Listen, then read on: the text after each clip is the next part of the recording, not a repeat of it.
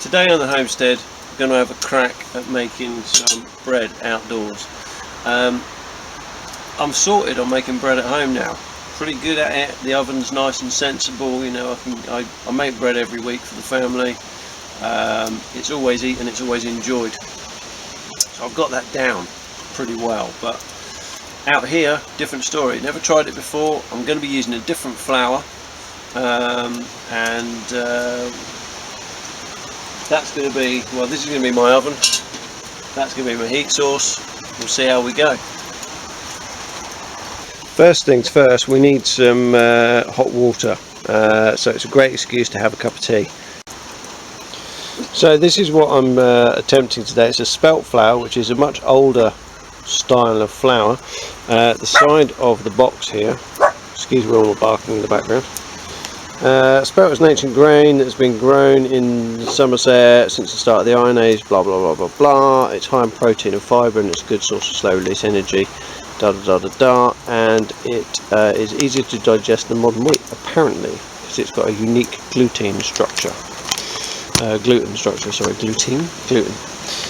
It's organic as well, which is very good, because I discovered just the other day, excuse me while I roughly weigh out about half of this, as I discovered just the other day, normal wheat flour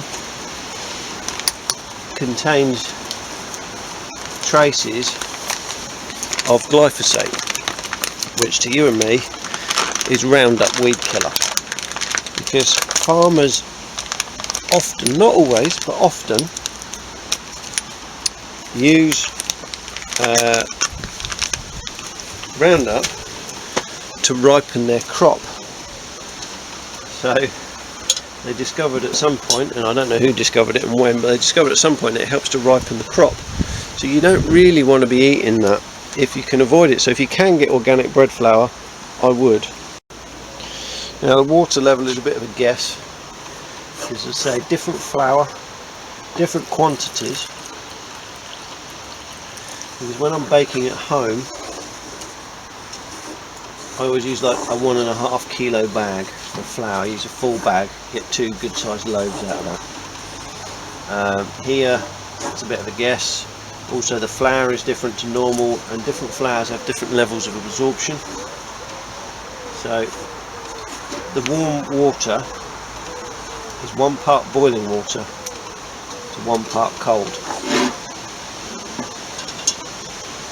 Right, we'll see how we go.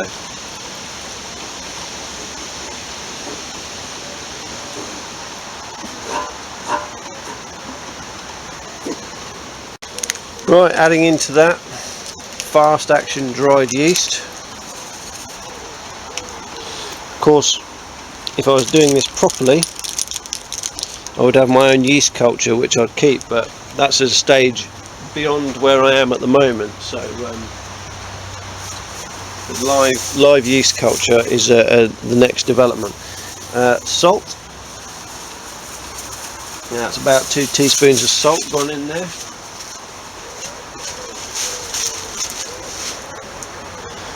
Just give that a stir in of those bits.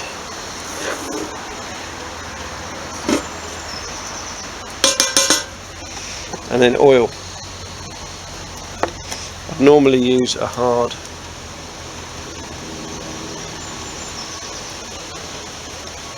like butter or something, but I don't have any here.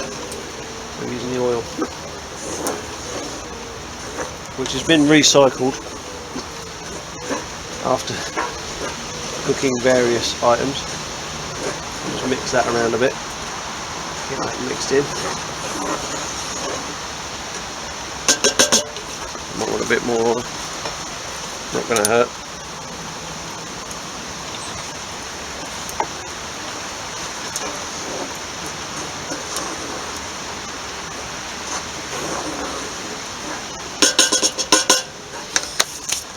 And now it's time to add the water. Now I've just snapped the spatula, but fortunately I can make myself a new one. Now that's coming together really well now. starting to make a nice dough. It uses far less water than you would use for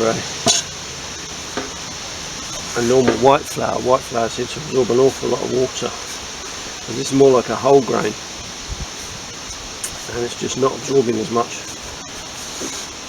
But soon it'll be time to turn that out and give it a good knead. And this is where the bug conscious should look away, because I'm just going to turn it out onto there for a bit of easier kneading. Okay, so I've given that a kneading. Just going to slice through the top.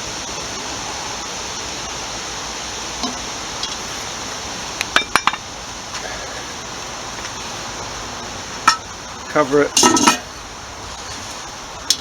leave it in the sun to rise.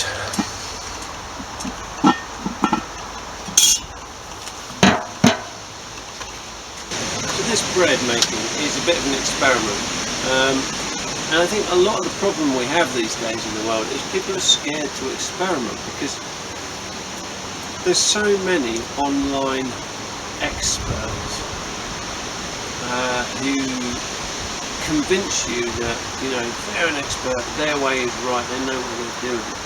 There's very few people online who are honest and say, do you know what, this is an experiment, I'm not sure how this is going to turn out. I'm alright at making bread just like this, I'm alright making bread at home, never done it out in the field, and I've never used this flour, so it's a double thing. If I'd have taken my recipe from home and done exactly that here, just with a different oven set up, it would probably be easier for me. But it's important to learn, because you don't know what grain you might be able to get hold of in the future. So try something different. I'm sure whatever I make will be edible in one form or another, because the basics are the same. And that's what I enjoy about this sort of thing. You know, stuff doesn't have to be perfect for it to be acceptable. That's a very important lesson in life. We're told that you have to strive for perfection all the time. And whilst it's good for things to be right, and it's good for them to be nice, they don't have to be perfect. If you look for perfection everywhere in everything you do, ultimately I think you'll end up miserable. So it's important to look out and be aware that things don't need to be perfect. So the pot's been in the sun now for probably about 45 minutes, maybe even an hour, and we've doubled in size in there, so it's time to get it on the fire. Now I've got the fire obviously stoked up well. Ideally that would be just coals, I suppose, but I'm going to stand this on the rack. At least it's not going to be directly in contact with the flame. And then I'm going to pop this bin over the top, which has got a couple of well, it's got some air holes around the top, and hopefully that will just create a nice sort of slow oven.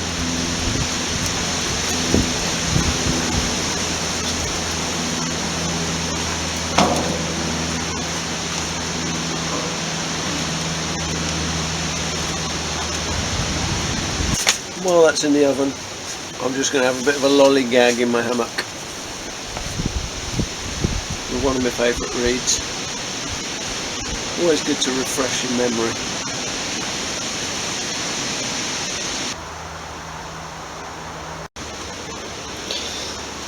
So there I was, hanging in my hammock, and I remembered I needed a new spatula, so I thought I'd better get started with making up a spatula. So I'm just going to split down this bit of ash to make a start on that. I could smell burning from my loaf, I've obviously got the fire way too hot and the pan way too close. So what I've done under here, I took this off. I found a stove, another stove that I could just use just to lift up the bottom of the pan a bit, and then I pop this back on. I know I've burnt the bottom of the loaf because I had a look at it, which is of course also going to have affected the quality of the loaf because I've taken it into a cold environment. But you know, the timer's still going, 5 minutes left. We'll see what we've got after 5 minutes, but I know the bottom's burnt. But I'm just going to carry on with my splitting now.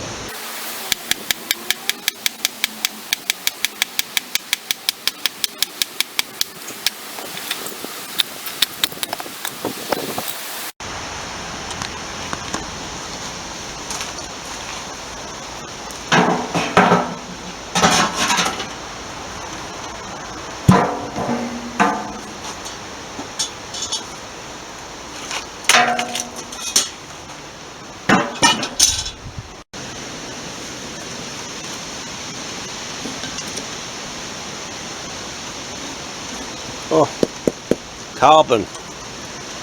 Gotta date that. Well, there we go.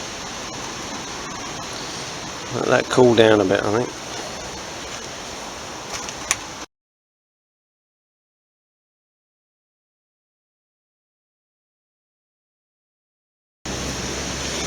Charcoal from the fire. Broke it.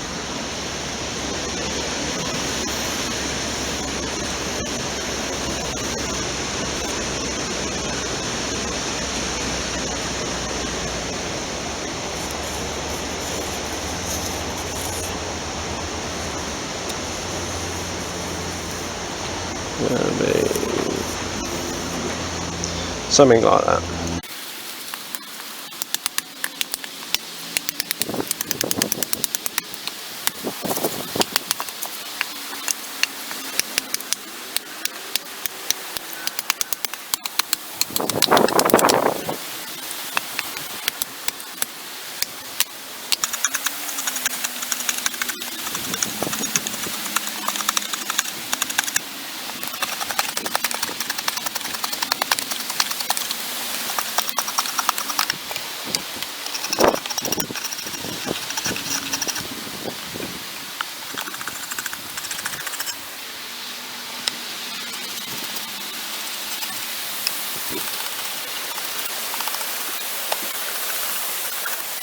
It's cooled down a bit now, so let's take a look at what the bake's like.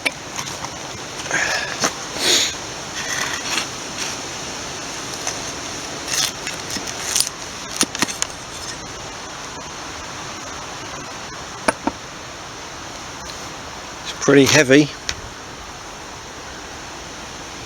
It's a bit doughy inside,